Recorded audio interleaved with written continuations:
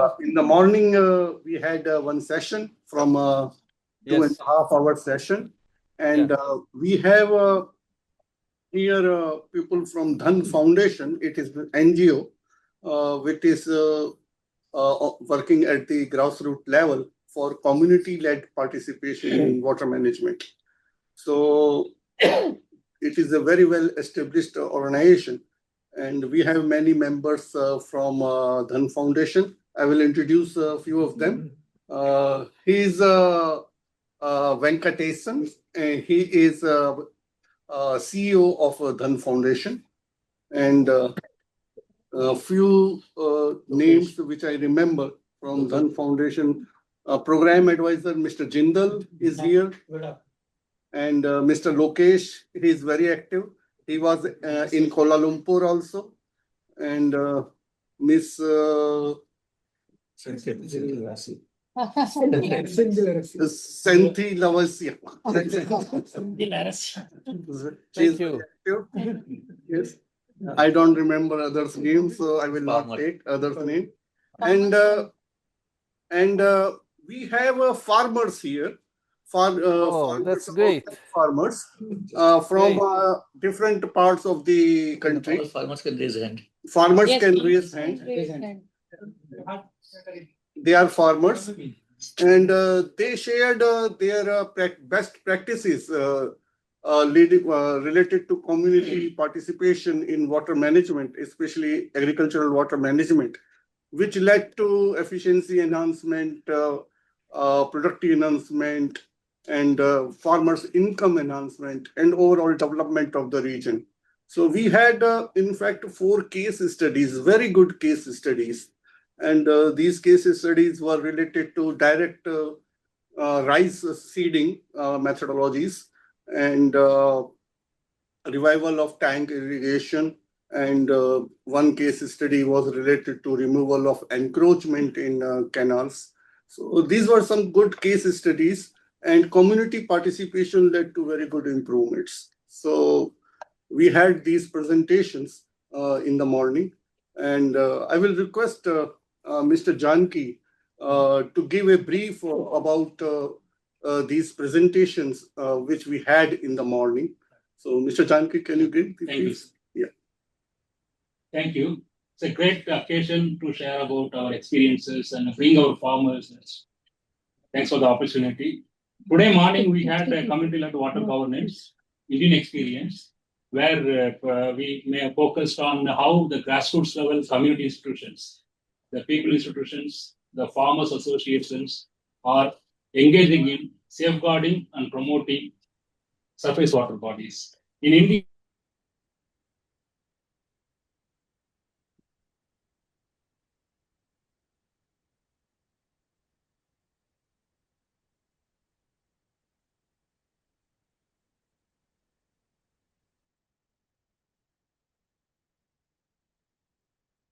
I'm afraid I cannot hear you anymore. It's good.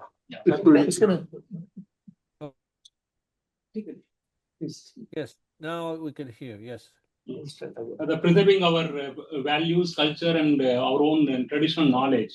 So that way, the idea of bringing demand system in the governance is more important in sustainability. That's what we are trying. DHAN Foundation as a coordinating voluntary organization.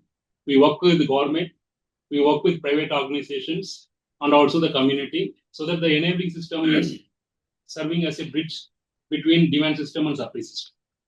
The today morning, when we talk, we are bringing some case study. Dr. Gupta sir is telling, our farmers are shared their experiences. Apart from that, there are 2 private corporates. In India, there is an act. That act compels all the corporate agencies to share their 2% of their profit in the form of corporate social responsibility. They have to spend for the community. So there, we could able to mobilize those funds for reviving the water bodies. One is Axis Bank. There is a bank, a private bank. With their support, we are doing 15 years of projects in Tamil Nadu, one of the southern part of India. And other projects is Reddington, where we do the projects related to the hilly areas, the indigenous people. we implement water security projects. So these two people, the corporates from the Axis Bank Foundation and also Reddington, they shared their experiences. They emphasized on the importance of multi-stakeholder engagement, where it is not a single person show, where community has to come forward and enabling institute has to be taking the implementation role, and the funding, government agencies, academia, all people have to come together in ensuring the water security for the future generations. And there are three major things that has been emphasized. One is on water security. Through this community-led water governance, it leads to water security, and it leads to economic development of the local rural area. And third is it also enables the climate resilience in a larger way. So these three are majorly as some great outcomes for the society. We were able to see when community is taking that initiative.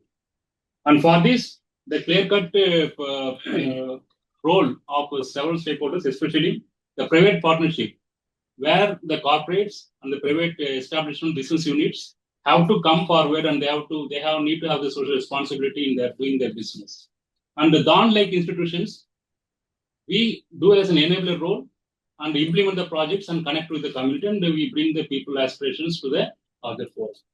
And of course, the government, it is steering the whole process. Their legal frameworks, their policy will be enabling the whole system, the ecosystem of development going in the same direction. And most importantly, local community has to own it. That is what in the missing in several projects where people are not just the beneficiaries. But this model is changing the beneficiary role into ownership role. That way, the whatever initiative that we are taking, that becomes more relevant, more sustainable. So this, the whole idea of bringing these three people together, private sector role and the government as a policymakers and the community as a owners, and the interconnection that makes the whole system into a better viable model. That is what we could able to bring as an outcome. And the model what DHAN has established in India has a greater scope for replicating in several other countries as well. That we could able to see, and we will be also sharing our knowledge. And like ICID Institute could able to also advise us, guide us in making the field projects into an academic perspective, and it will also help us to reach several people in the coming days.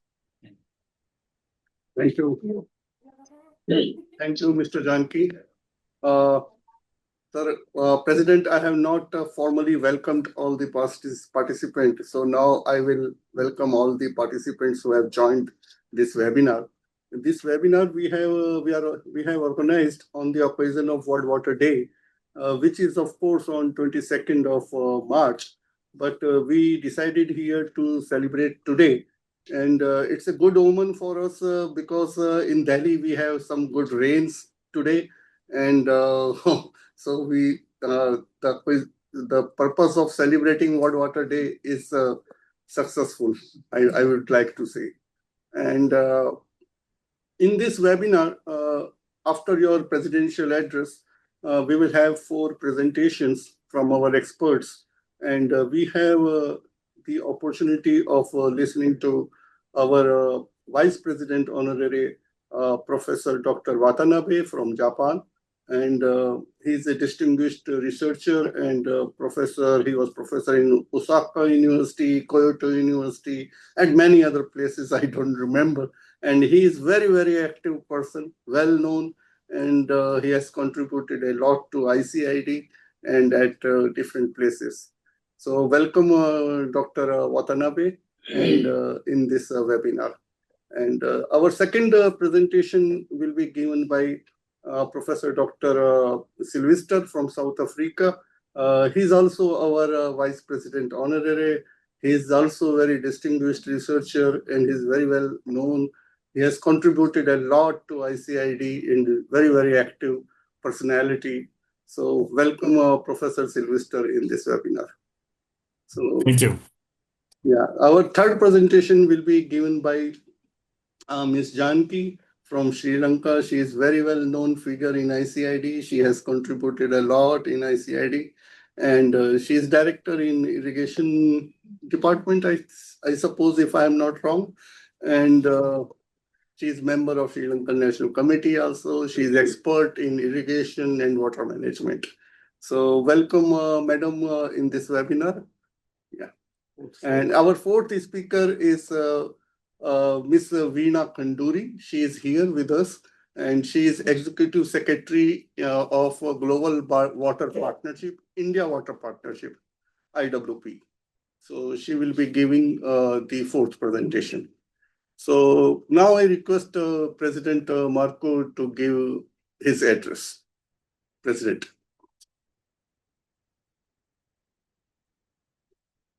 Yes, thank you very much, Secretary General, and thank you to all the participants, and a special thank to the speakers, of course, to the very important and esteemed colleagues. I'm very happy also to see many women because this organization needs more and more participation of women. You know that I'm very keen on this theme of the community-led governance, but also on women empowerment. So I'm very happy to see also the farmers. So I think if I can take advantage, Secretary General, of course, I thank you, Secretary General, and the Central Office for organizing this other very important webinar. I think we have a good pathway after our last webinar. We are keeping on track, having always very interesting webinars. I would like to take advantage of this opportunity to have farmers and women, to invite them, of course, but there's no need to say, to our Indoor Water Summit in June. I think that the voice of farmers is always very, very interesting to listen to. And because community-led governance is such an important issue, such an important topic, I take advantage of this occasion to invite you all, as you are there in the Center Office room, to be protagonists, to come to our Indoor Water Summit and have the floor. So I will be very brief because I want to listen from the speakers, from the audience, and I will just introduce very, very briefly this topic, which is as we said, the community-led governance, which is why it is so important. Because today, having the possibility to change, to shift decision making from the usual top-down approach to the people who effectively are on the ground, on the soil, so local residents, I think it's a very innovative and extraordinary approach that can also hopefully can also affect the policies, making the policies for the future. What are the main characteristics of governance, community-led governance approach?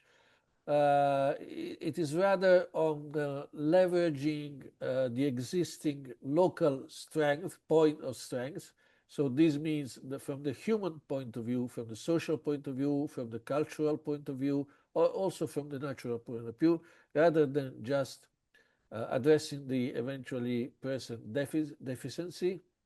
Another important point I want to remark as we're introducing this webinar is about the possibility of having, with this new approach, having local leaders, local stakeholders, residents. They can collaborate, they can co-create, develop strategies and action plans. So as you can see, as you can understand, this is very innovative. This is very off the wall. And I think this is something that as ICID, I'm very happy about this, organizing this webinar, because this is something as ICID we should be more and more striving for, as I was saying before.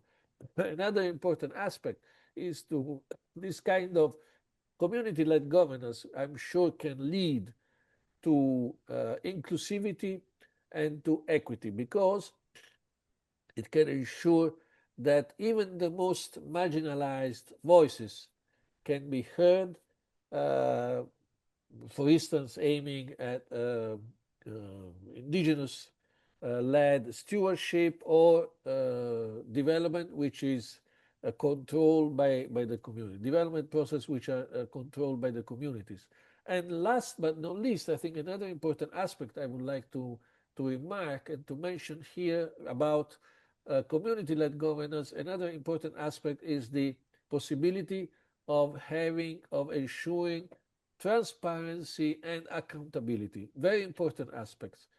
How can we have this? Because if we have community teams who are monitoring and mechanisms that can ensure at the local level on the ground that public spending and decision are aligned with the priorities coming from the rural communities, from the local level, then of course we have offered a great service for these communities who are the one who will be mostly responsible, mostly working and collaborating for the initiatives that the political level should be producing. So I think that having held this webinar and having the opportunity to have all these farmers and women, I think it's a great opportunity. And as president of ICID, I'm very happy that we have had the initiative. So I want to thank especially Secretary General and his staff from Central Office for taking this initiative. And with this, I leave the floor to the esteemed colleagues and the keynote speakers that I will be very eager and very looking forward to listen to. Thank you very much. Thank you, President. And as you said, we will be inviting DHAN Foundation and all the farmers in our Indo-Global Irrigation Summit in June at New Delhi. And hopefully we will have a session on community-led water governance. With this, now I request Professor Dr. Watanabe to present his technical presentation. The title of his presentation is Irrigation Management Based on Rural Communities in Japan and JICA's Initiatives in Participatory Irrigation Management. So, Professor Watanabe, I give the floor to you. Thank you. Thank you, Mr. President, Dr. Marco Arcieri, and also Mr. Secretary General, Dr. Gupta. Okay, sorry, I'm going to share my screen.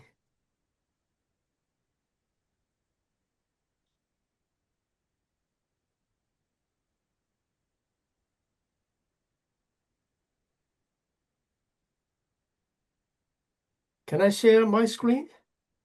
Not yet.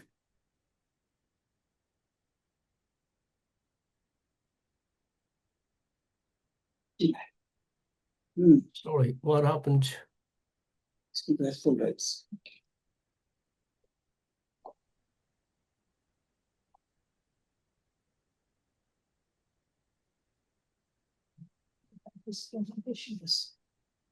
Yes, now it is coming right.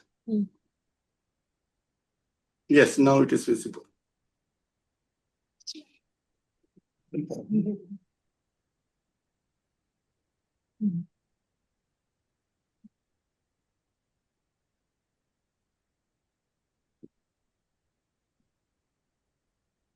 I think now it's okay. You can see my slide.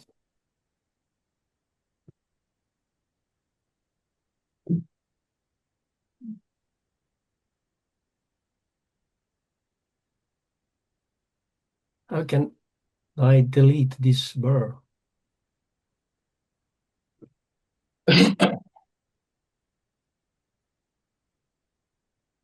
Professor, it is visible now. Yes.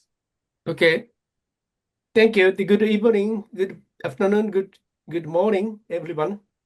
It's my great pleasure to have this opportunity to speak at this very interesting workshop jointly organized by ICID and DHAN Foundations. I am Tsugihiro Watanabe, the Professor Emeritus of Kyoto University, Japan. Also, I am the Vice President Honorary of the ICID, and I am currently Chair of the Japanese National Committee of ICID. I attended the first session of this workshop, and I learned a lot about some of the local challenges in India. I appreciate them. Today, so I would like to talk about community-based irrigation management in Japan, as well as some recent initiative by JICA, Japanese International Cooperation Agency, related to this topic. In particular, I will focus on the Japanese system of community-based irrigation management with special attention to Land Improvement District, LID, which plays a central and essential role in this system. I hope to share with you the basic concept and overall framework, and to explain how community-based irrigation management has been developed and operated in Japan. Many of my colleagues in Japan have already introduced this topic, this LID system, in various international settings. So some of you may be familiar with this LID system. However, within the limited time available today, I would like to briefly highlight only the key point of this system once again. This figure shows the historical development of the cultivated land area and population in Japan. Since around the 7th century, Japan has continuously developed agricultural land, especially paddy fields. During the Edo period, in the 17th century, large-scale paddy field development took place in lowland areas. This development continued into the modern era and has supported Japan's social and economic growth. However, as you know, in the recent decades, the agricultural land has been decreasing due to industrialization and urbanization. Also, the number of the farmers are decreasing. In ancient times, the paddy fields were mainly cultivated and managed by local communities. However, from the 17th century onward, large-scale irrigation systems were constructed under the feudal rules, the leadership, and many villages become integrated into these systems. In the modern era, these systems were further improved, not only in terms of the infrastructure, but also in institutional arrangements. In other words, both hardware and software systems connecting communities have been developed, they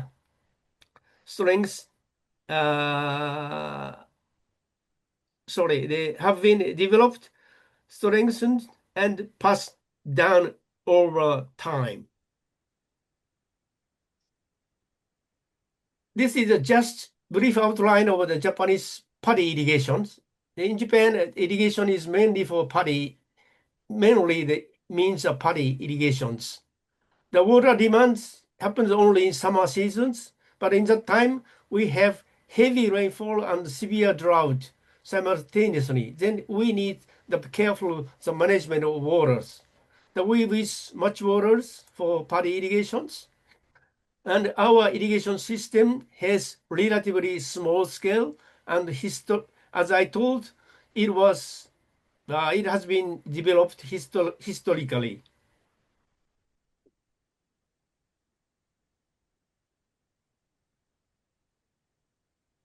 Today's main point is LID. land improvement district. The irrigated paddy areas in Japan are institutionally organized by or divided into LIDs. LIDs are non-governmental entities legalized in accordance with the Land Improvement Act of the 1949. Most of the LID had existed before the Land Improvement Act and were reorganized or renamed to LID. LID holds a hierarchical structure with Water Users Association of the farmers at the bottom layer, the village level, which are based on rural communities or so traditional the villages. Sorry.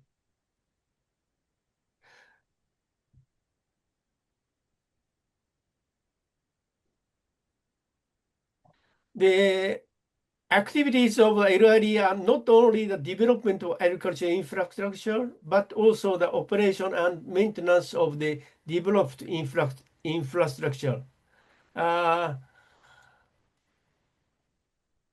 Irrigation systems generally constructed by the government, national government or the prefectural government, according to the size or the scale of the facilities. But after the constructions, almost all the facilities are transferred to the farmer side. It means to LIDs.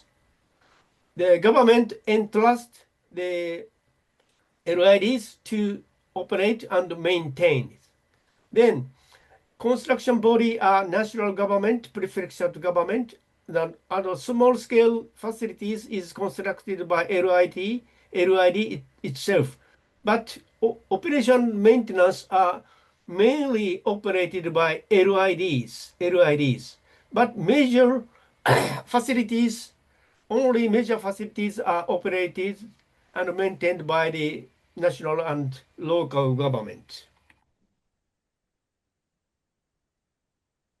The main performance of the LIDs, I would like to explain.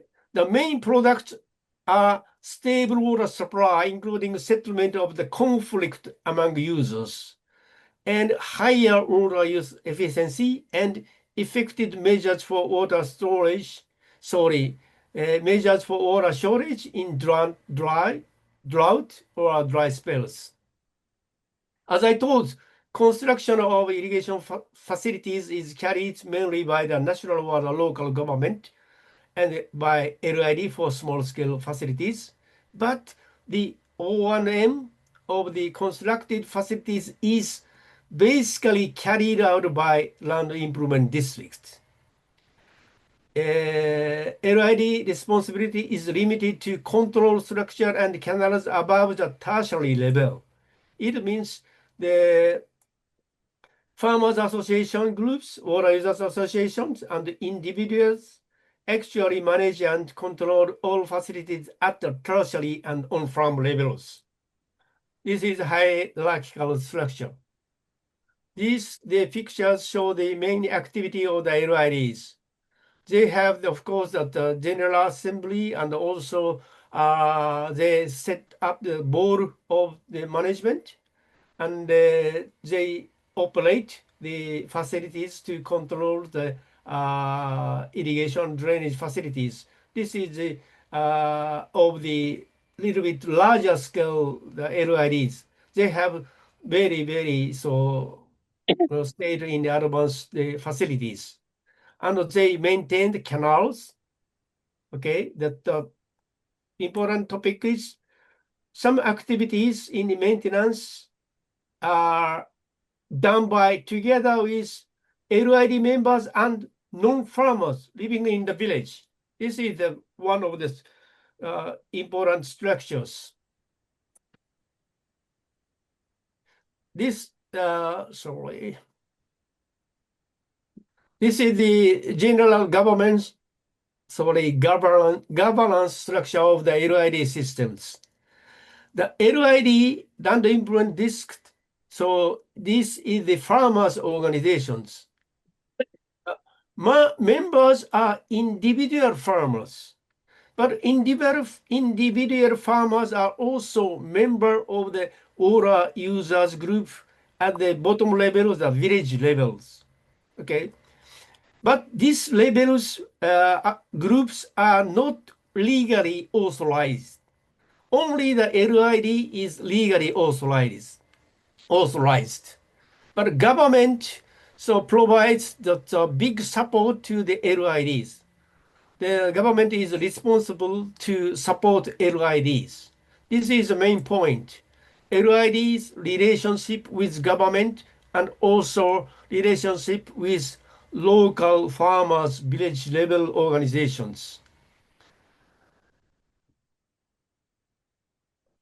In Japan, irrigation management is neither purely government managed nor purely farmer managed, as I told. Instead, it is based on cooperation between farmer organizations and government institutions. This is the point. The strengths of this LID system are strong farmer participations and stable financial basis through or fees collected from the farmers and the long-term institutional continuity and integration with local communities. The strongths have supported substantial irrigation management.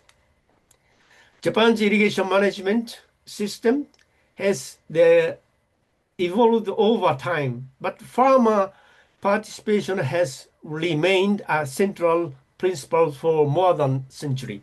This is the point.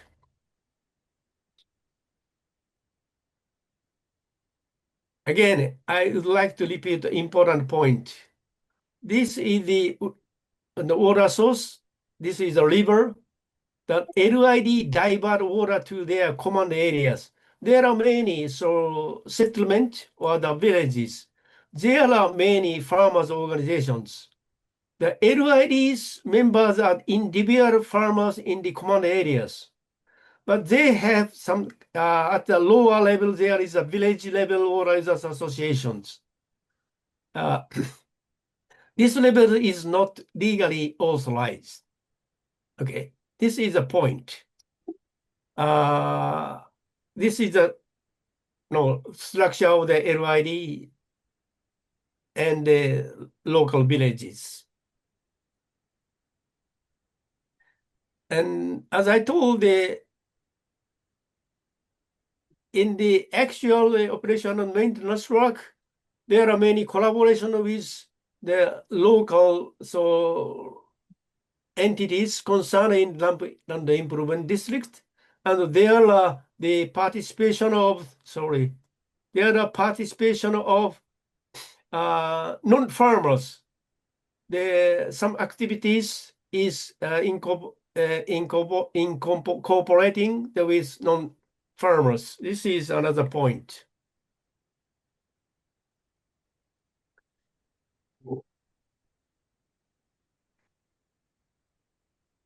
The picture shows just the exact water management practices in the local level. But as I told, local level organizations perform the many activities, including the festivals, the assistance for the shopping of the aged farmers, and the snow removal, and sometimes they hold some sports events also. Even they celebrate kind of the religious event.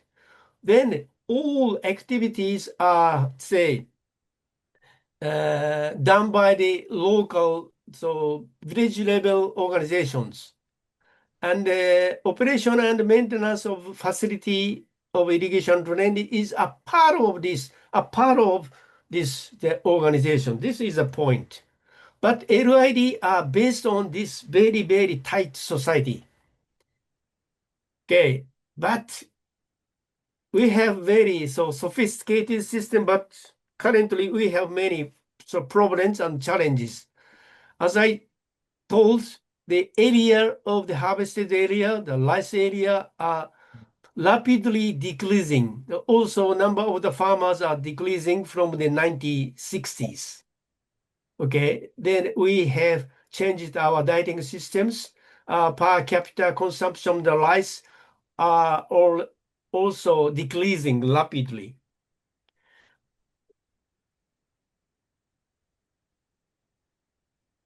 This is the some of the current challenges in irrigation management in Japan.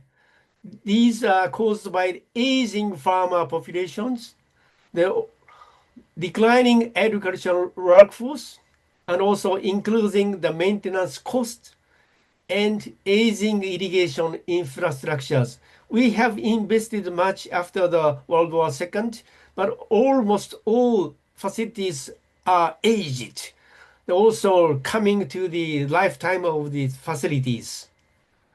Then, according to this, the facing of these challenges, government and the LIDs establish some measures to respond to the challenges. They include consolidation of the LIDs, collaboration with municipalities, introduction of labor-saving management method, and broader participation of rural communities. Then community-based governance is evolving. As I told, there are many challenges, but I highlighted some point. Impact of agricultural production activities due to the decline in farmers, fragmentation of the agricultural production infrastructure, irrigation drainage infrastructure, and increased risk of natural disasters caused by the climate changes. According to the challenges, of course, government has some of the measures. One of them is our direct payment system to, sustain the activity of local, level, activities, local level, the villages activities. As I told, these level organization is not legally authorizes, but they need some support. Then Japanese government has some system to pay directly to this community, not to the individual farmers, but payment to the local communities. If they have any specific plan to implement or carry out their performance of the irrigation drainage management practices. Okay, this is the framework. The government has a direct payment system to rural community organizations. Through this payment, they can implement community-based irrigation management, and it could lead to sustainable agriculture and rural areas. Already, our government set up our long-term project plan, long-term land improvement plan. Last year, it was revised.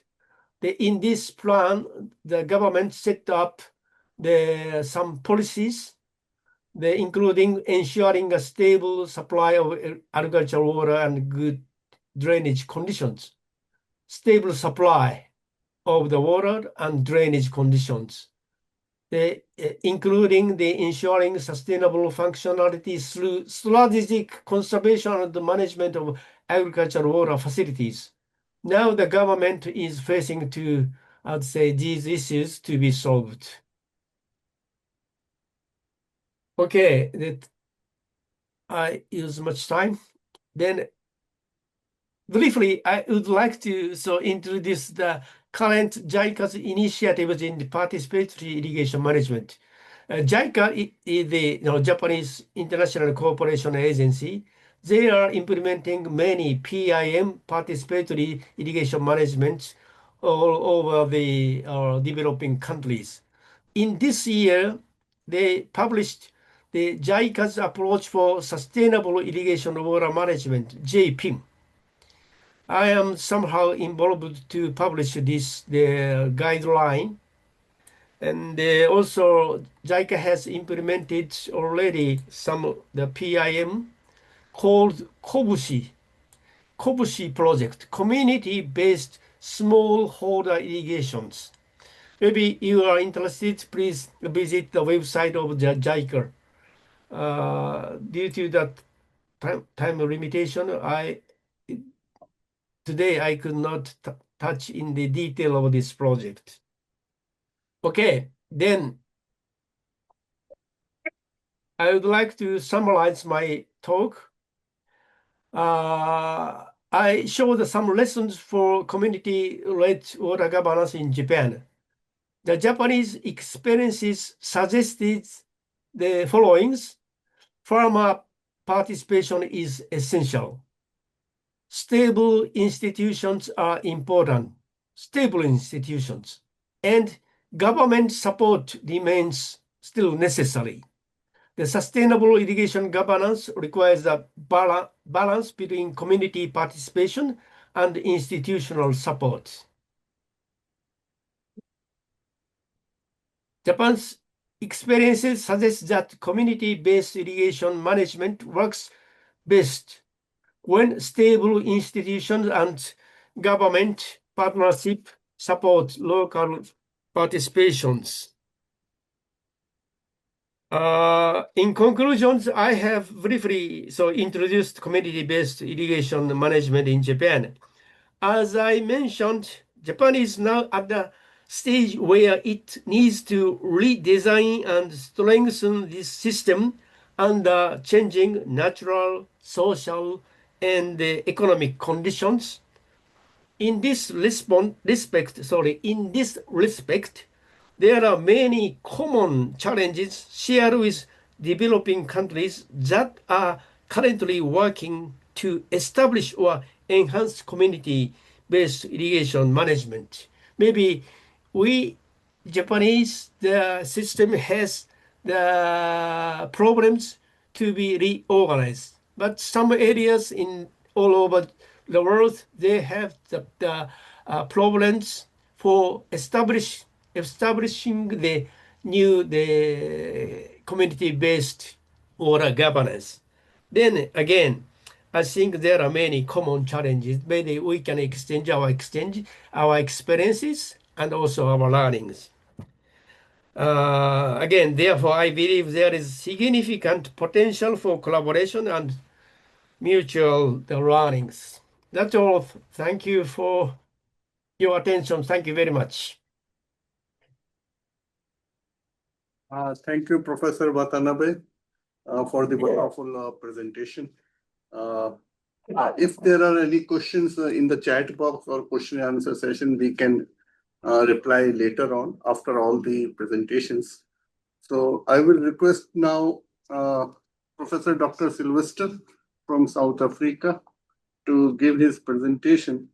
The topic of his presentation is Building Climate Resilience through Nexus Planning in Rural Community. So Professor Sylvester, the floor is yours.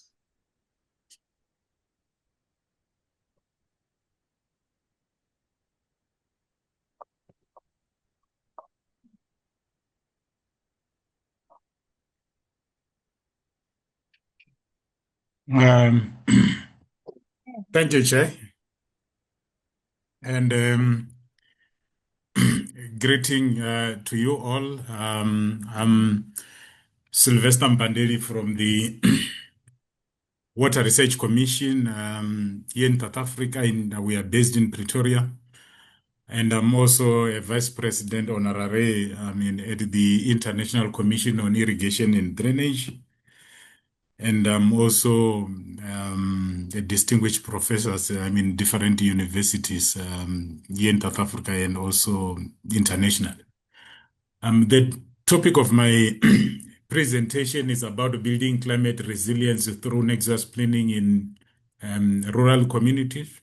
And thank you very much, Secretary General and your team and the President of ICID for inviting me to share some of our research outputs that we are generating here in South Africa and also in the region. My first slide is about understanding the challenges in rural communities. We know very well that various communities in South Africa are facing multi-stresses due to the threats posed by climate change and extreme climatic events. Over and above that, we know that, poor service is also one of the socio-economic challenges that we are facing in the country, and issues related to capacity, especially at municipality level, is also a problem. We know very well that majority of our municipalities, especially at district and local levels, they are not performing according to our expectations. Over and above that, we know that land degradation or degraded environments is also another key challenges that we are facing, and this varies from province to provinces. Issues related to access to appropriate technology is also hindering service delivery in different communities. So these are some of the key strategic challenges that we are facing, and we are also well aware about the fact that lack of operation and maintenance is the one that is collapsing service delivery at local level. Issues related to migration. Professor, sorry for interrupting you. Your slide is not changing. Yes, is it moving now? No. It's not moving. No, we are just seeing the cover page. Oh, but from my side, it's moving, eh? Not here. What happened?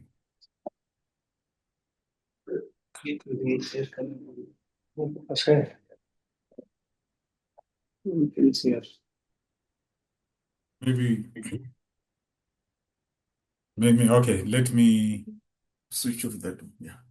Switch off that one. Let me stop sharing, then they can upload it that other side. Yeah. Secretary General, I think let me stop sharing, then you can upload it from your side. I will move slide at the same time, both sides. Eh? Yes, that will be better. Yes. Yeah. You stop sharing, then we will start from here. Okay. Yeah.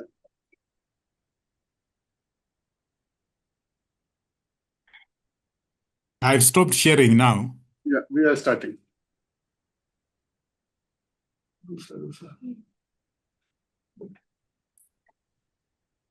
The full screen good.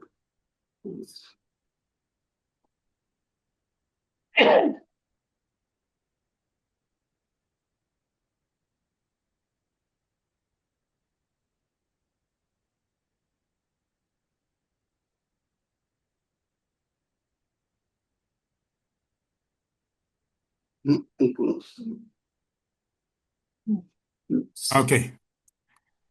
Next slide, yeah. We can go straight to the next slide. Just this. Perfect. Yeah. And then I was on the second last bullet with regards to migration of people from rural to urban areas. We know that this is influenced by various opportunities, in urban areas.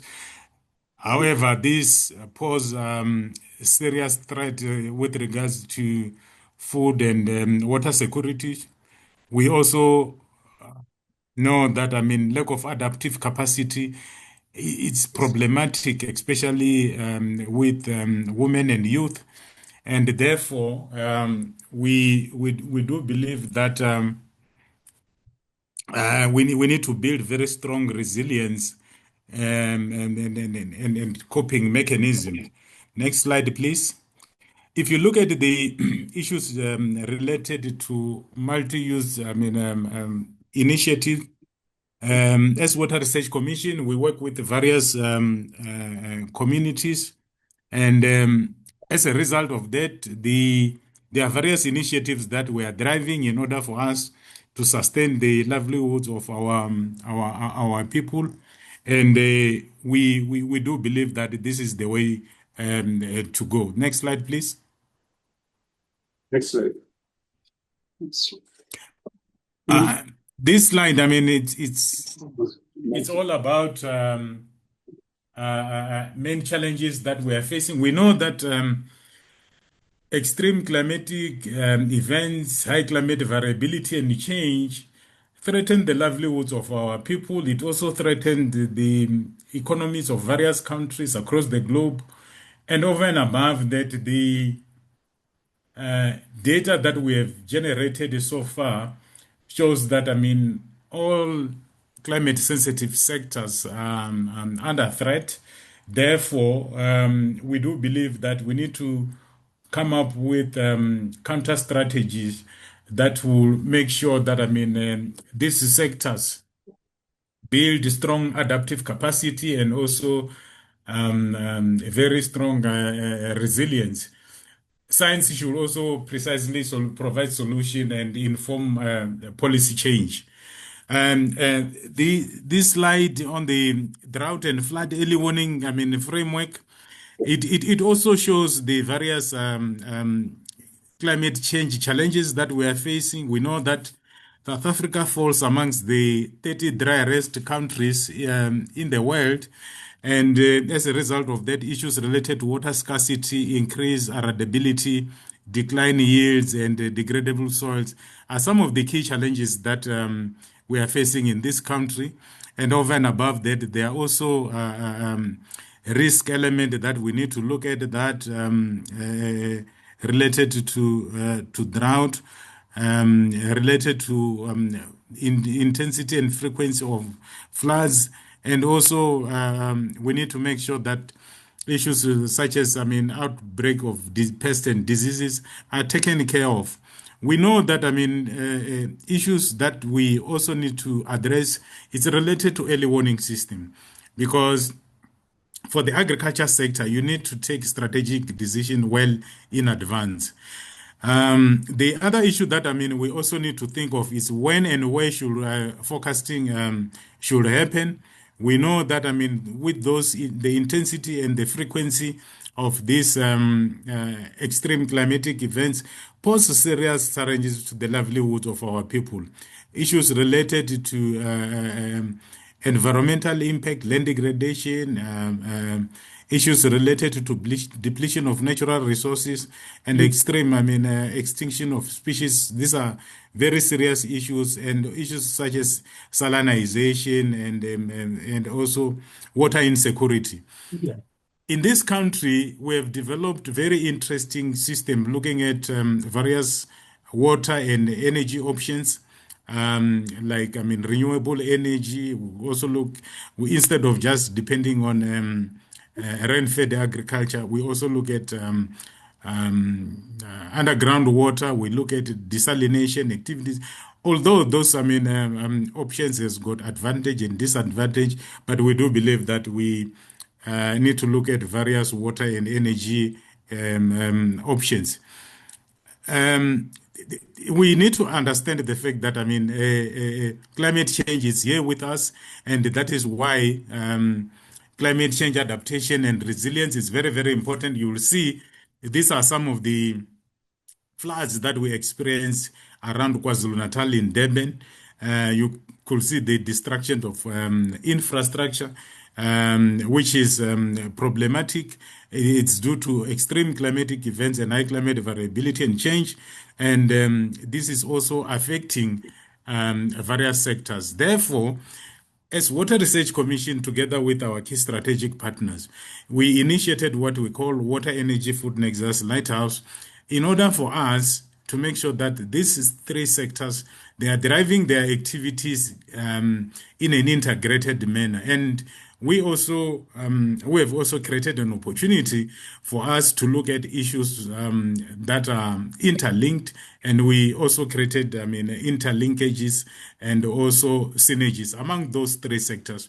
We have done great work for the past 13 years, as an organization together with our partners. We have generated very good research outputs that are making impact not only in South Africa or in the region, but also at global level.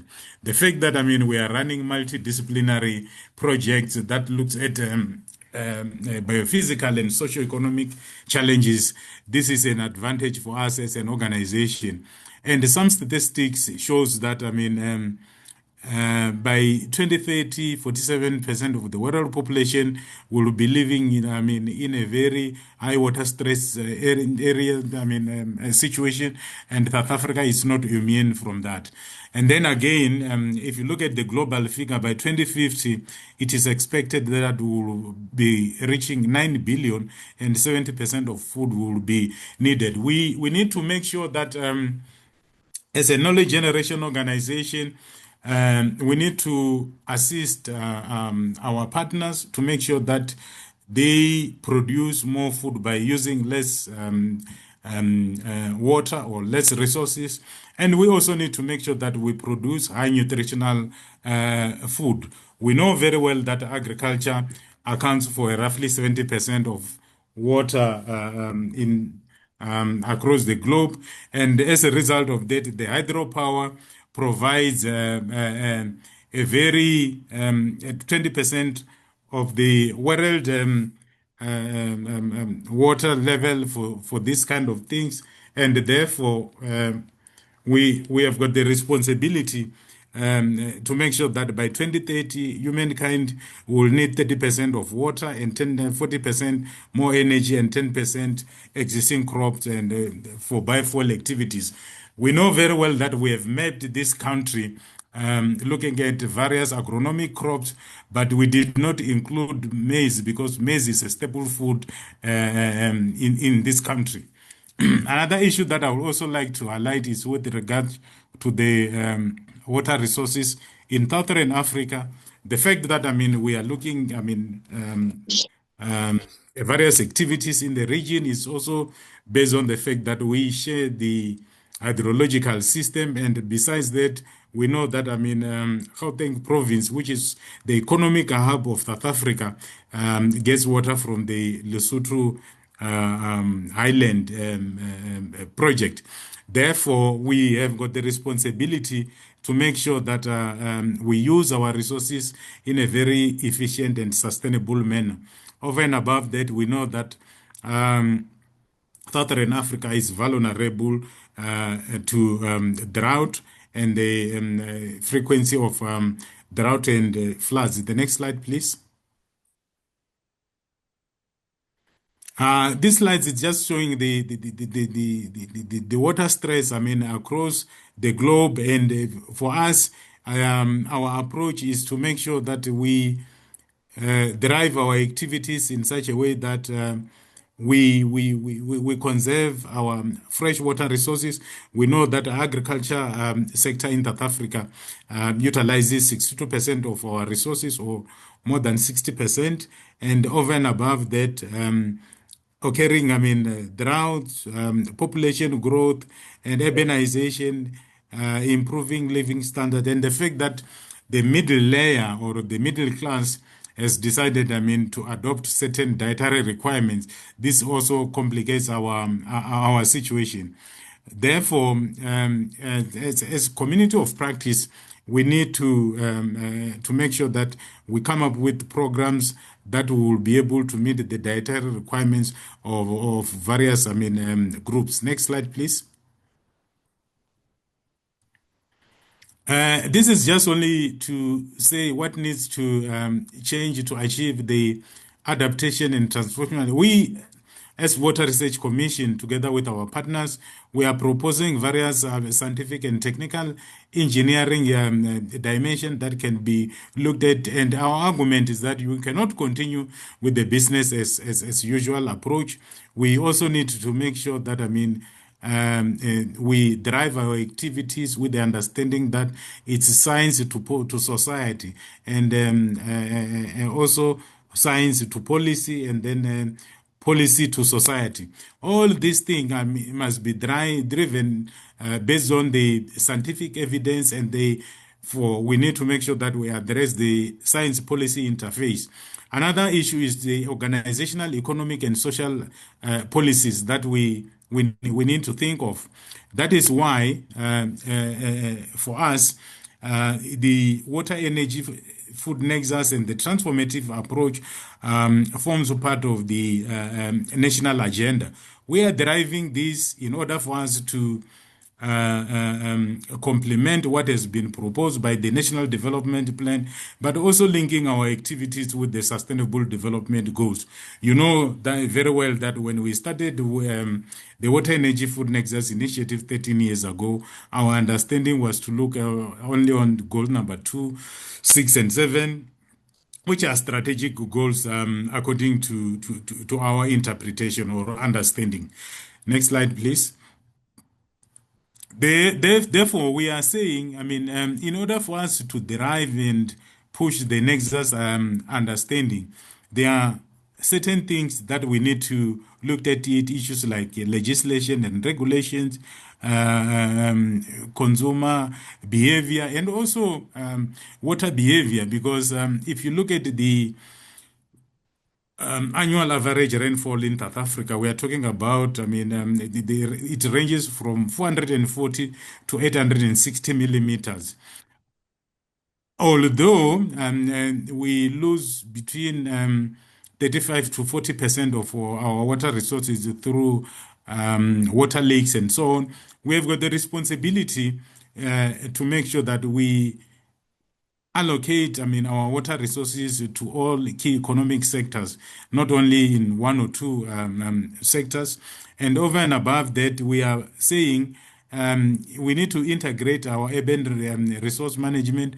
I've highlighted the fact that there's movement of people from rural to urban areas. You ask yourself, the current infrastructure that we have in urban areas, is it going to cater for those people who are moving to urban areas? How are we going to address issues related to food security? That is why, for us, issues such as water, energy, food nexus is the best approach that we can use in order to address all those social and economic challenges that we are facing. We are not saying it's only South Africa which is facing this. It's all countries that are driving agricultural activities, and we know that majority of our people are based in rural areas. Next slide, please. In order for us to respond to extreme climatic events, we are saying, in order to address the impacts or challenges that we are facing, we need to drive our activities in an integrated and transformative approaches as as an organization, and over and above that, we need to do it across sectors. And we also do believe that we need to push our activities in a transdisciplinary or cross-sectoral approaches. We know that we have to make sure that whatever activities that we're driving from agriculture sector, we also need to look at what are the implications to energy, biodiversity, and other sectors. And we are discouraging the sectoral or linear approach because we have noted or realized that it creates problems. We end up duplicating our activities, and over and above that, it creates unnecessary tension among sectors. We do believe that we need to make sure that we need to build very strong resilience and making sure that we address existing challenges. Cross-sectoral and secular economic approaches have emphasized these issues, and we do believe that this is the way to go. Colleagues from ICID, you will recall that South African National Committee on Irrigation, through various institutions, we have generated several research outputs looking at transformative approaches, water, energy, food nexus, agriculture, water management. We even, wrote a book 2 years ago about all this. And issues such as climate smart agriculture, circular economy, and reduction of greenhouse gas emissions, these are all issues that form part of our research and development and innovation initiatives. So therefore, as a country, and as SLNCID, which is the face of South Africa, we've got the responsibility to make sure that we drive our research and development and innovation that will encourage, integrated or nexus approach. Over and above that, we don't want to work in a silo. We need to make sure that we create synergies and trade-offs among sectors. Next slide, please. This is our favorite slides because it encompasses various components that looks at the biophysical and the socio-economic and sustainable development issues. And you could see environmental challenges and also societal challenges that we are facing. I'm not going to go bullet by bullet, but this slide, it shows that if we drive our activities in a nexus way, we'll be able to meet our national development priorities. We'll also be able to achieve the targets that have been set for sustainable development goals. We know very well come 2030 we will have to do assessment and see if we have achieved all our goals. I'm also going to remind you that ICID has got Vision 2030, which also complements our national development priorities, but also complement the sustainable development goals. You could see that there are various targets that have been set, but those targets from various institutions at global level or even at country levels, they complement each other because they address national priorities, and we are also addressing global challenges. And we know that as Water Research Commission of South Africa, we are also coming up with local solutions that have got global impact, and that is why majority of our research outputs have got global impact based on the fact that those results that we have generated transferable from area to area, and as a result of that, we are coming up with research outputs that assist us to address the science policy interface. Next slide, please. To conclude my story, Chair, we are happy to say that for us, as Water Research Commission, with our key strategic partners, if we want to improve the livelihoods of our communities across the country or across the region or across the African continent, we need to drive our activities in such a way that water, energy, food nexus should be driven in a holistic socio-ecological system by making sure that we recognize the value of all the sectors, and we should make sure that there's no big brother when we treat those three sectors.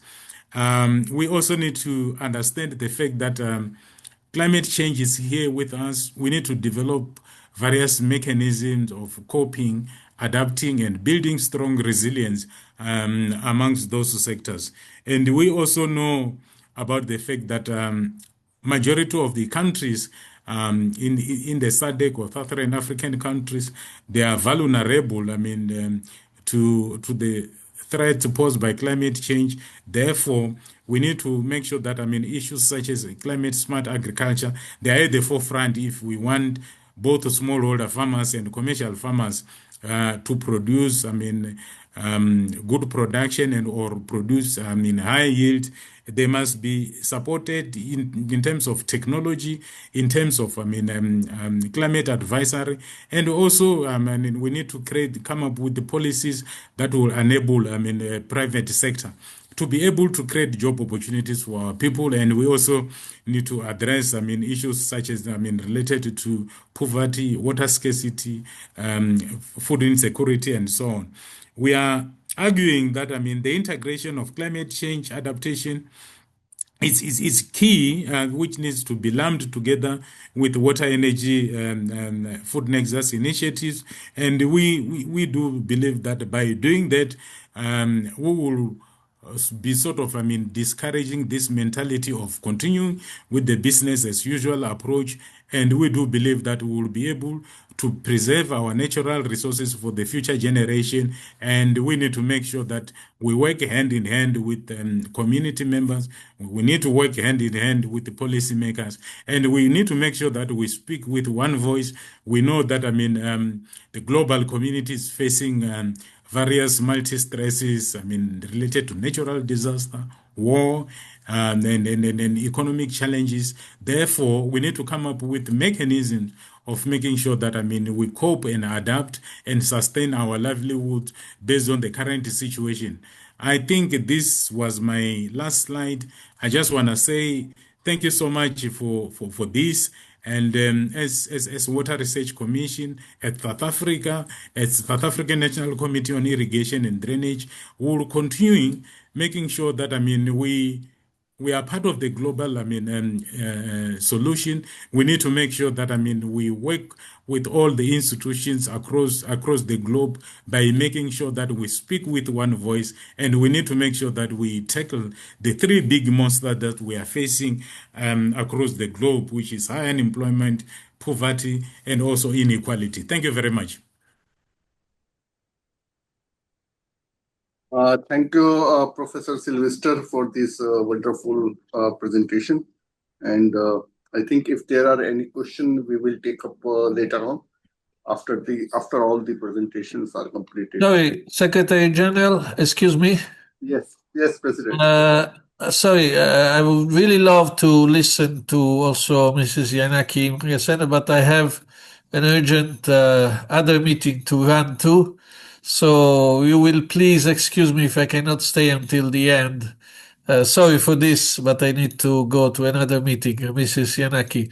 So hopefully, but I will watch the registration, the recording, so I will be informed by our Secretary General. So thank you, and have a fruitful end of this workshop. Thank you very much. See you next time. Thank you. Bye-bye. Thank you. Bye. Bye-bye.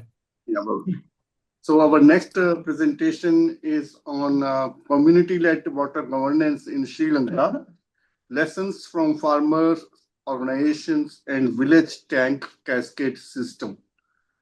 This will be delivered by Ms. Janaki. Madam, the floor is yours now. Okay. Am I audible? Yes, madam. Okay. Let me to share the presentation.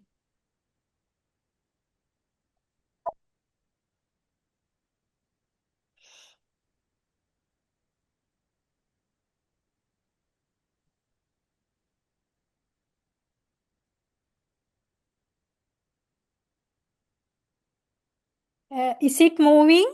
Yes, madam, it is moving. Okay. Secretary General ICID and all others. Namaste, Ayubowan. Ayubowan means long life for you all. Greetings from Sri Lanka.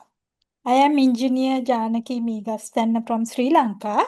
Today I will share the Sri Lanka's experience on community-led water governance, focusing on farm organization and village tank cascade system. Sri Lanka has over 3,000 years of irrigation history. There were water management was directly linked with the food security. Participatory water management is not new to Sri Lanka. It has been embedded to our traditions. Farmers have always played a central role in water allocation and system maintenance. Over time, we have transitioned from ancient community-based systems to modern institutional framework. Let me to move Sri Lanka's water context. We have 103 river basins. Some of them are seasonal, some of them are perennial. You can see the radial network of river basins, but with highly vulnerable hydrology, there is a clear imbalance between the wet zone and dry zone. You can see from this map that dark green color is wet zone, and this brown color patch is called the dry zone.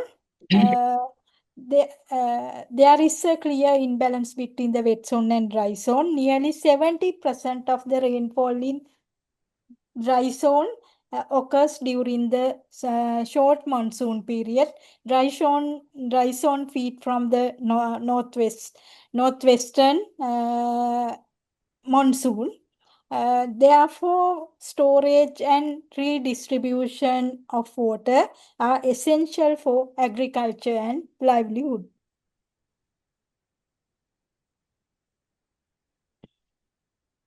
Then hydraulic civilization in Sri Lanka.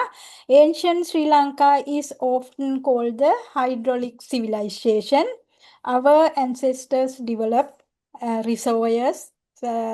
We call it tanks, canal systems, transbasin diversion, and cascade system. You can see this map.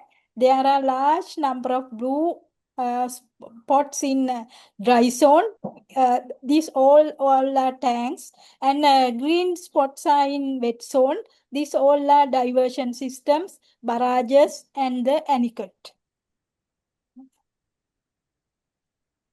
These systems combine engineering excellence with storing social organization, ensuring the sustainability through community management. Then village tank cascade system. Tank means our local name. It is also reservoirs. We have village tank cascade system, identical for the Sri Lanka. You can see from this map, there are a series of tanks within the micro catchment. Upper part of that upper part tanks doesn't have irrigable area. These tanks for drinking and the wildlife, but middle part and the middle part having the irrigable areas with the large tank at the lower part. We call it as Lanka, means hanging tanks each other. The special condition for this Lanka cascade system is need the reddish brown earth soils. This cascade systems available in northern part of the Sri Lanka. These systems combine with several type of tanks and very well arranged system. You can see paddy fields at the downstream, then the homestead at one part, jungle at the other part. Very well systematically arranged system in Sri Lanka. There are network of small tanks connected within the microcatchment. They are locally known as the Lanka. There are over 1,000 cascade systems available, supporting about the 31% of the paddy cultivation area in Sri Lanka. These tanks serve multi-purposes, especially food production, water storage, and environment protection. In addition to these, cascade systems provide flood regulation, groundwater recharge, soil conservation, and biodiversity support. They also contribute to climate resilience, especially in drought-prone areas. You can see the multiple benefits for the community around this within the cascade systems. And this village tank cascade system is recognized by the FAO as globally important agriculture heritage system. Then evolution of water governance. Water governance has evolved evolved over time. Ancient systems were custom-based, but colonial period introduced legal framework by ordinance based on the management. Today, we have multi-agency institutional system. However, this has also increased complexity and coordination challenges. Then participatory irrigation management, PIM, it is introduced nationally in 1992. Sri Lanka introduced participatory irrigation management and handed over secondary system and tertiary systems to farmer organization. Now, main headworks and the main canals are managed by the agencies, but downstream secondary canals and the canals are managed by the organizations. This objective of this handing over goal was to improve the irrigation efficiency and reduce the government burden. Then the role of farm organization. Farm organizations are established based on the hydrological boundaries at distributary canal systems. Farm organizations are responsible for water distribution on distributary canals and the field canals, then canal operation and maintenance, seasonal planning, conflict resolutions. They are established based on the hydrological boundaries, which is very important for efficient water management. And farm organization legally empowered under the Agrarian Service Department Act. Then institutional mechanism. Several coordination platforms support the water governance. You can see the scheme level project management committees, PMCs at scheme level, and the Cascade systems, we have Cascade management committees at the village tank systems. This project management committee consists of 60% of the farmer representatives and the 40% of the officers.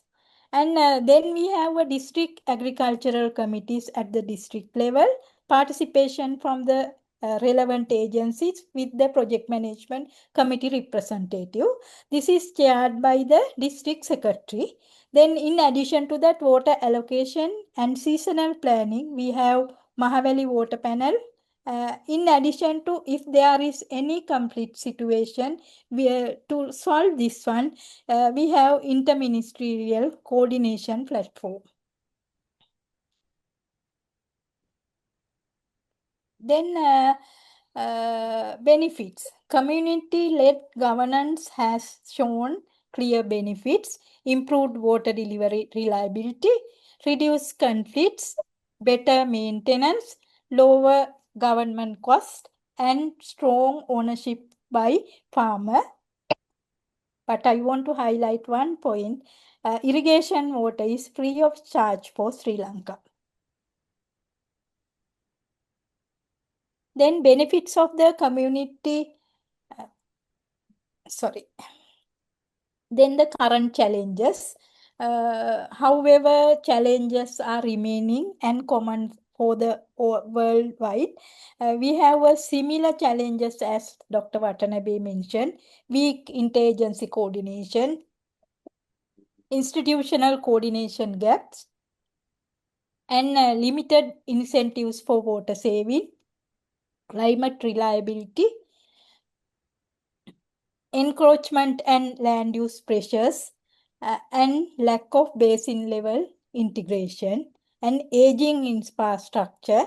Not only aging infrastructure, aging farmers, and that young generation away from farming. Those challenges are available in Sri Lanka. Next, move to the lesson learned. Key lessons are: participation must be institutionalized and empowered. Strong coordination is essential. And policies must remain stable. Policies must be stable despite the political changes. Integration of ecological and social systems, strengthening local governance structure, it is very necessary. And best results come from combining traditional knowledge with modern science. Then I would like to highlight looking forward. Strengthen farm organization is essential because time to time leadership changes and the membership changes. Therefore, strengthening farm organizations are very important. Introducing basin level governance mechanism, because we have scheme level governance mechanism very strongly, but basin level relationship is very poor. Use real-time data and forecasting. With the Jica cyclone, we observed a lot of damages, and we need to improve our real-time data and the forecasting system, and integrate modern technology and promote water saving practices. Those things are need as future opportunities. With that, I would like to conclude my presentation with highlighting few key points. Sri Lanka provides a strong example of community-led water governance. Farm organization and cascade systems demonstrate that sustainable water management is possible when communities are empowered. The way forward is to modern while preserving traditional strength. The approach is essential for achieving climate resilient water management. With these remarks, I will conclude my presentation. Thank you so much for giving this opportunity to Sri Lanka. Thank you, Madam Janaki, for the very good presentation, which highlighted the community-led governance in Sri Lanka. So now we have the last presentation from here in the central office from Ms. Veena Khanduri. She is Executive Secretary in GWP-IWP. And her topic of presentation is participatory community-led water governance, role of women and SDGs connection. Dr. Veena Khanduri, floor is yours.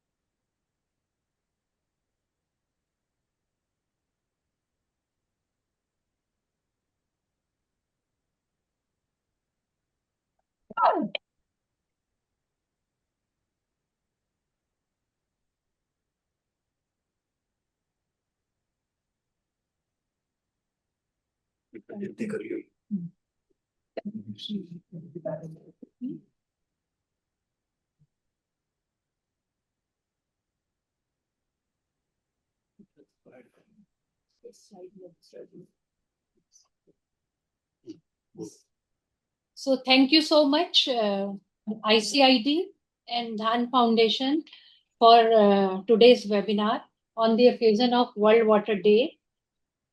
And,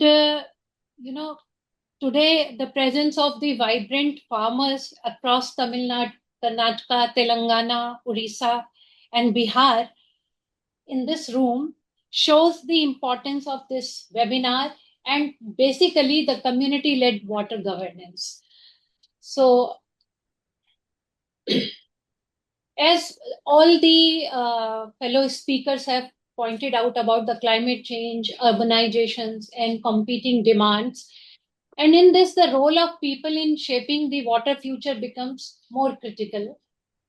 And when we talk about this, the holistic management, we have to go beyond the consultations to co-ownership and co-management.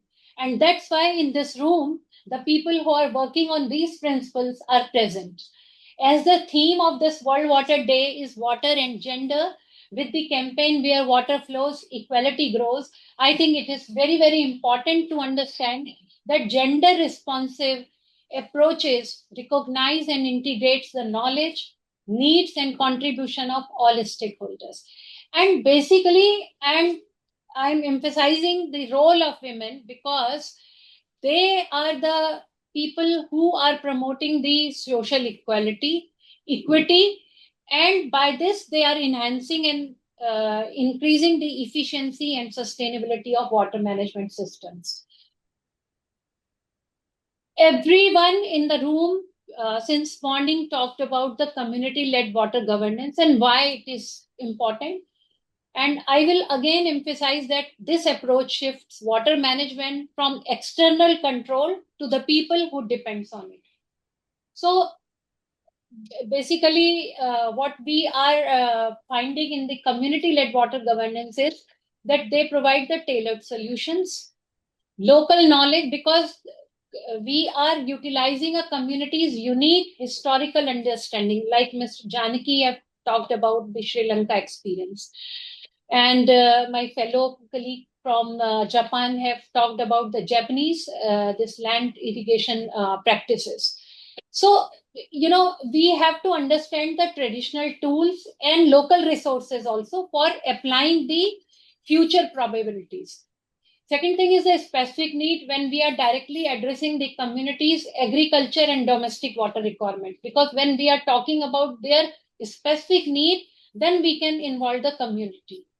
Then rain patterns, like everybody talked about the responsiveness to the specific and observed local climatic and seasonal variations. And more important is the resource monitoring, like direct on the ground assessment of changing water levels and the quality. So the tailored solution benefit is the community know their water and develop culturally and contextually relevant plans. So when we talk about these aspects, the solutions are very, very efficient and successful. Now, when we come to the next part, it is the ownership and sustainability. As we all have emphasized the active participation and active participation of the all who are involved in everyday water access, be the farmer, be the planners, be the government or the women, and shared the responsibility, dividing the critical work of infrastructure repair and management, planning and coordination. The third point is the infrastructure protection. We have to actively maintain natural resources and such as tree planting around the key water sources. Then the role of water governance is related with the adherence to rules, encouraging the community to respect fair water use agreements and monitoring. And the core benefit is the involvement from planning to maintenance, fosters pride, people protect resources they own, and long-term sustainability is achieved.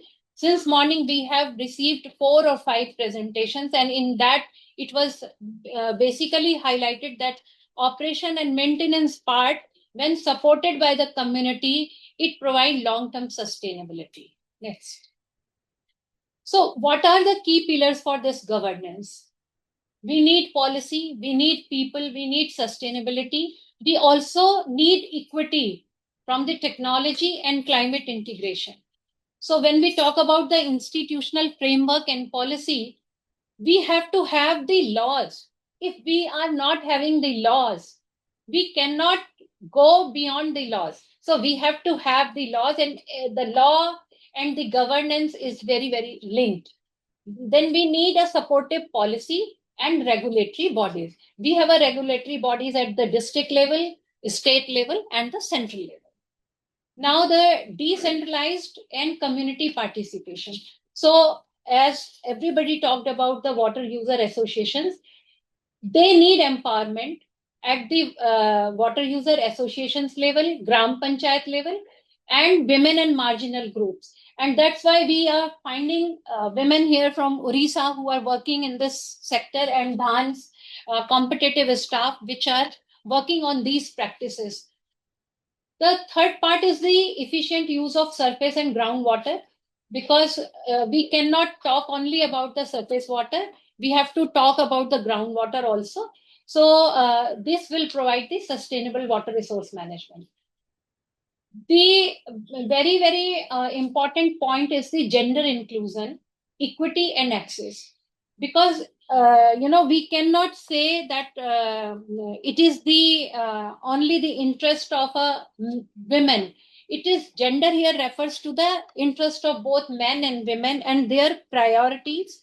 So when we talk about the equity and access, it implies to both women and men, and their capacity building and awareness, data technology and transparency, because data and technology is for the better decision making.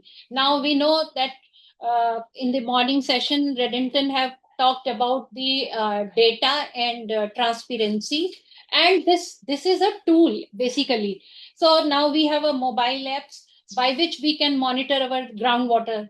And this is linked with the capacity building, because if we are empowering women or the farmers to track their own data for taking the decision, it is very, very important.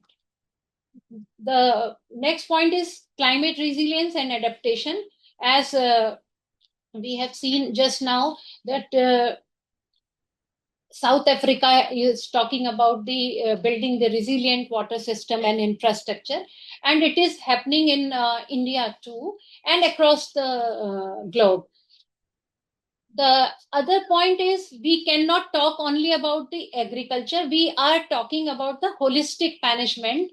And for this, when we talk about the water governance, it is from the agriculture perspective, industry, as well as the domestic use perspective. And that also promotes the circular economy. And the last point is the financial sustainability, which talked about the public-private funding for the water infrastructure and maintenance. And we have a very good example from the Access and Rellington, which are supporting the DHAN initiatives, and similar initiatives we require across the country. Now, why we are talking about the linkage of community-led water governance with women and SDGs. So this community-led water governance is a very powerful process for achieving the United Nations SDGs, particularly by bridging the gap between Goal 6, which talk about the clean water and sanitation, and Goal 5, gender equality. But there are many goals. I will come to them later on. And if you see these goals, women are the linchpin of this governance model, because women and girls are the primary collectors, managers, or household water. And this lived experience makes them the most qualified experts on local water needs. So that's why the women and water linkage is very, very important. If we see the SDG 4, like women often spends daily for fetching water, which takes away from education and paid work. So in the morning, when the person from Darlington was presenting the presentation, they focused about this component, that how their intervention have solved this problem. And the same way, health and hygiene as primary caregivers, because women manage family, as well as making the input critical for reducing waterborne diseases, which is linked with the SDG 3. And similarly, the local knowledges, because their local knowledge is very, very important. And they are now not relying on the outside support for the knowledge, but they have some inbuilt knowledge also, and which top-down models often miss.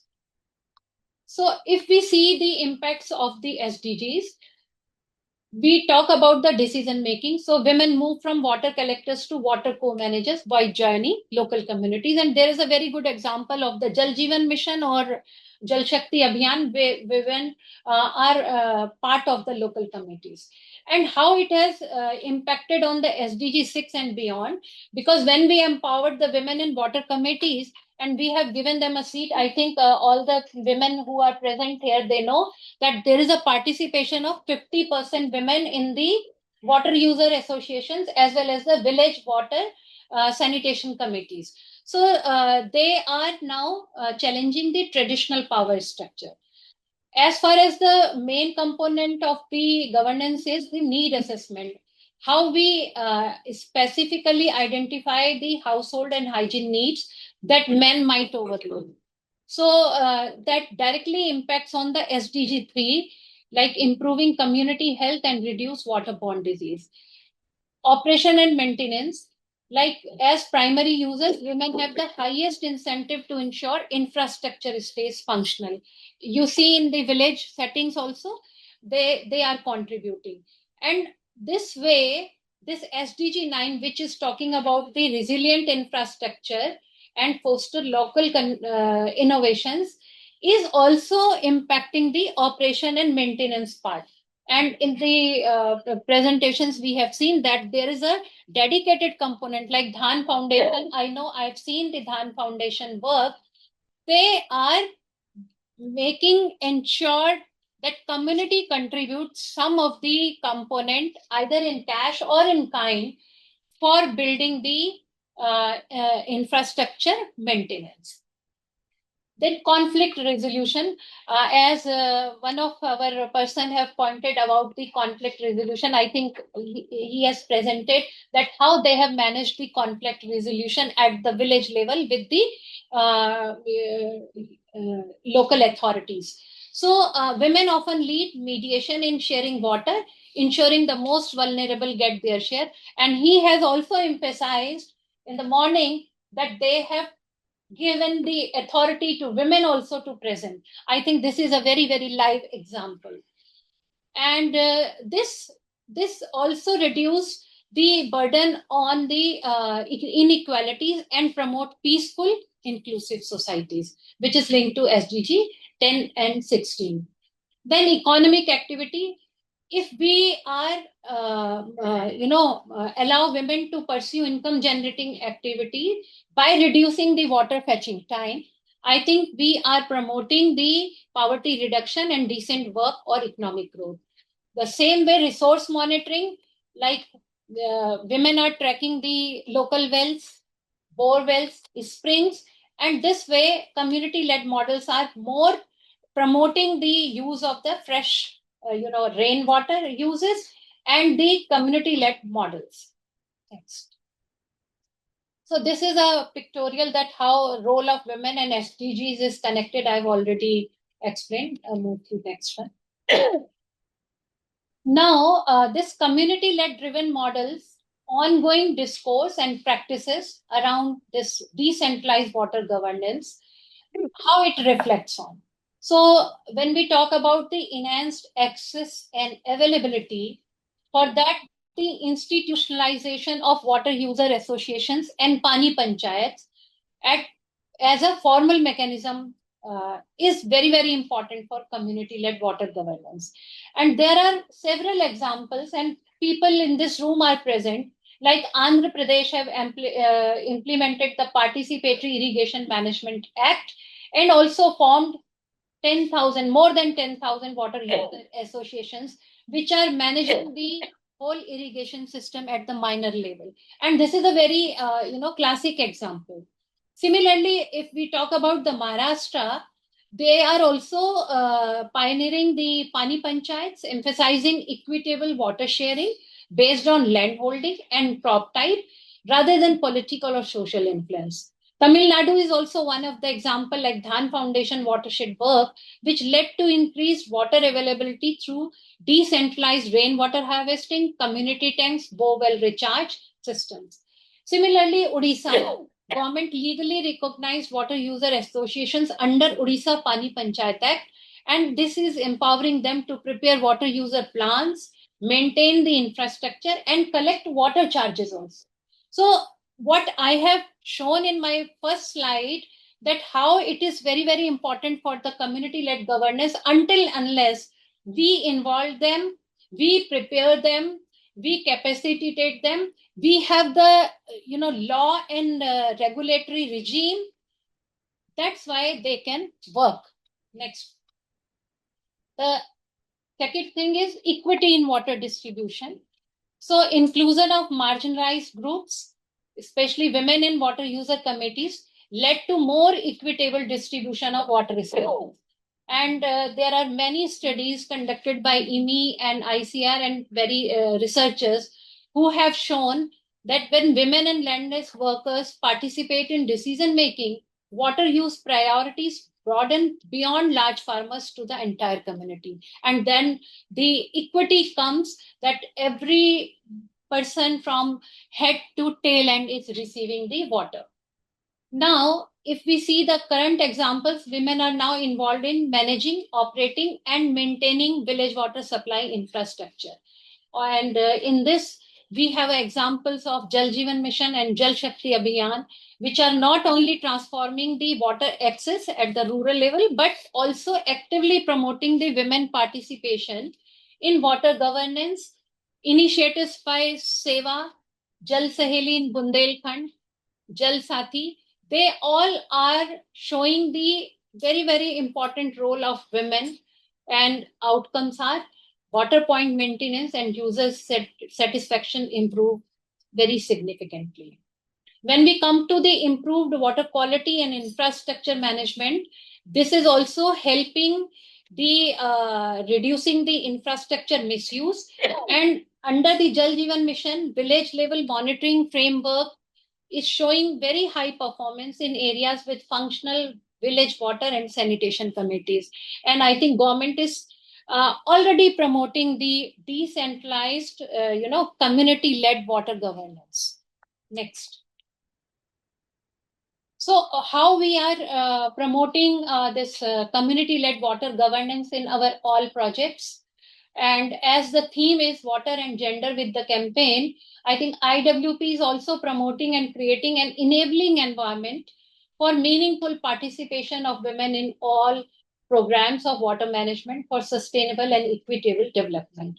I'm just quoting here an example of our 3-year program from 2022 to 25 with the one of our partner like DHAN Foundation. It is a safe water network who's working in Telangana, and where we have capacitated the women in water governance through gender equality. And we have given them the efficiency of water projects by promoting economic growth and generating the livelihood. And in this, the main component was the capacity building and training to repair water infrastructure. Next. So what was this program?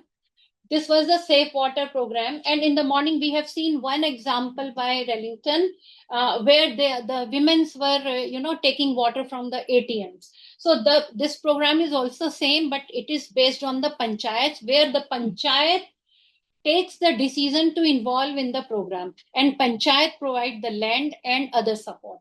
So the women is SHG manager, and which is selected from the community, and they own and manage the iJal station. Operator is also women who is running day-to-day operation. Mobilizer, these are also women, and they demand generation, water demand generation activities to enroll the consumers, like the women from the village who are not able to afford the good water, drinking water. So they are providing through the water ATMs. Then retailer is also a village woman. And in this whole process, not only the women, but the support of man is also very important. Next, please. So this is the work what we did. We have promoted the women self-help groups, which are operating and maintaining this model for safe water delivery. And this station is developed by the Honeywell, and we are the knowledge partners and capacity building partners. This whole process goes by engaging women, enhance self-efficacy, ability for demonstration, acquisition of new skills. We have enhanced power and confidence in O&M, budgeting and customer management. They are now controlling over the business, operations, planning and troubleshooting, financial independence, and improve livelihood. And in this, the time management is the best component, because every time women cannot, so there is a limited time that after 9 o'clock, 9 to 12, they will do this work, and again after 2:30 they will do this work. Next, please. It is not always easy that this work is done in very, very, streamlined manner. There are challenges and barriers also. One is the social, because patriarchal mindsets inhibit women participation and often exclude women from the networks. So lack of self-confidence triggered by societal discrimination, but we have slowly and gradually overcoming.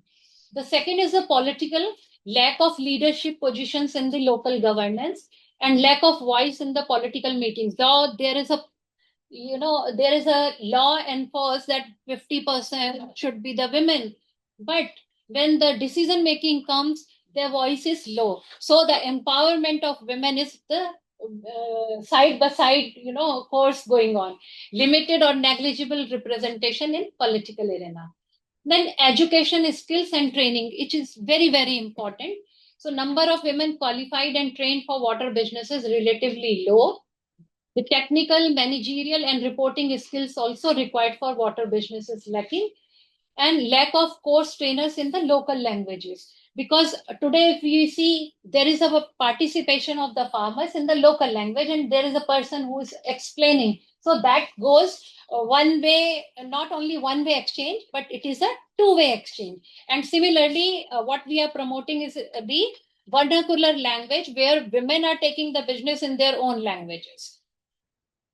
The institutional framework, lack of networks to collaborate and learn in water business, that is very, very important. We have to create more institutional framework and role models to mobilize and motivate women for water businesses. Next, please.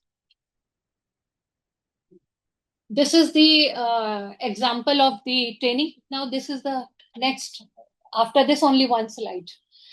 So the capacity building of the women in the basically capacity building for the water quality monitoring and surveillance. This is happening at the village level, and this is the part of our Warangal, Hanumankonda and Jalgaon district of Telangana, where we have imparted training in 2024 and then again 23 and then 24. Now these are the technical, women who are trained as the technicians, and they are further imparting training for this Jal Jeevan Mission program. Next. So this is my last slide, and what the lessons learned from the community-led water governance. I think Janaki ji and other persons have also flagged these issues. But I will flag this first issue, like recognition of water as a shared resource. When we have that mindset up, that the water is a shared resource rather than an individual assets, our behavior changes. And I think that is the first point which we have to take as a lesson. The second thing is the policy reforms for water management. Until unless we evolve policy landscape, which is importance of the effective partnership, that will scale up the community-driven water governance solutions. There are many governance model in India, but how far they have come in the policy arena, that is also important. So this is a third point, like we have a Hivre Bazaar model, Maharashtra. This model demonstrates strong community ownership through locally enforced regulations. So they have regulations, but that regulations have been enforced by the whole community, that they will not fetch that much of water, quantity, quality, and legal frameworks and effective management of borewell usage. Then we have a very successful example of pottery that is in the tribal belt, Rajasthan. This is a very successful water governance model. This model reflects the financial sustainability, where regular household contributes towards the operation and maintenance, which ensures preparedness for the unforeseen breakdowns and contingency. So they have that system in place. They are not dependent on the outside agency, like government will come and then they will prepare, but they have the corpus fund which they are utilizing for the operation and maintenance. Then initiatives such as Atal Bhujal Yojana or Jal Shakti Abhiyan, these programs are also integrated traditional and modern knowledge systems, enhancing the cultural relevance, sustainability, and strengthening the local ownership. And the next slide. This was the last slide. No, we got this.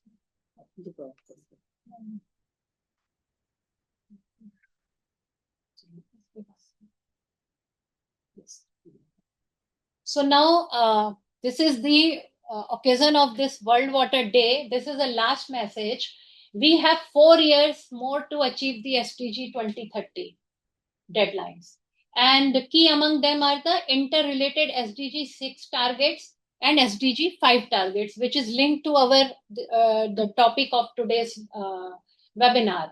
So to achieve this, give community and women better decision-making voices in managing water resource through community-led water governance approach.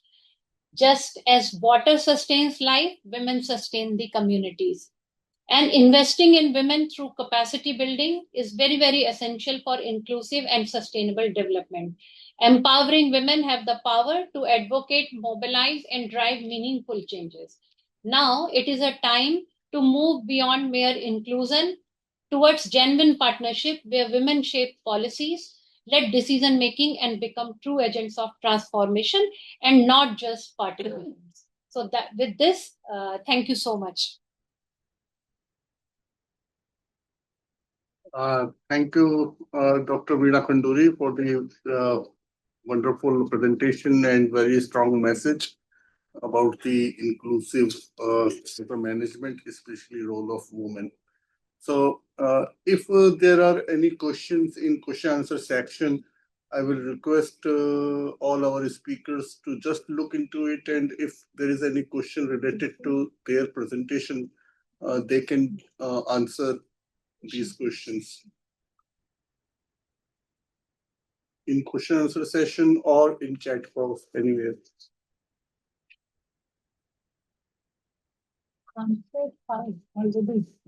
Already answered. Already answered. Okay. So I am thankful to all my speakers, eminent speakers, who gave their consent for giving the presentation. I am grateful to all of you for your presentation. Very nice presentation. And today we celebrated here the World Water Day. And on this occasion, your participation is excellent, and we value a lot for this.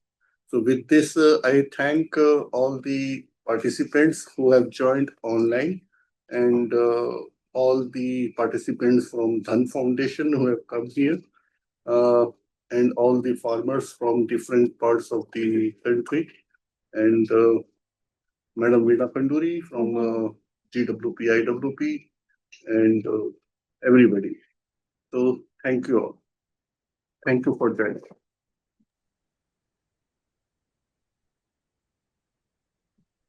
You can take photo of this. Thank you.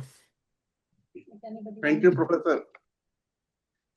Thank you so much for giving this opportunity. Yeah, I Thank you. congratulate Thank the you. success of the important joint workshop. Congratulations. Thank you, Professor. Thank you.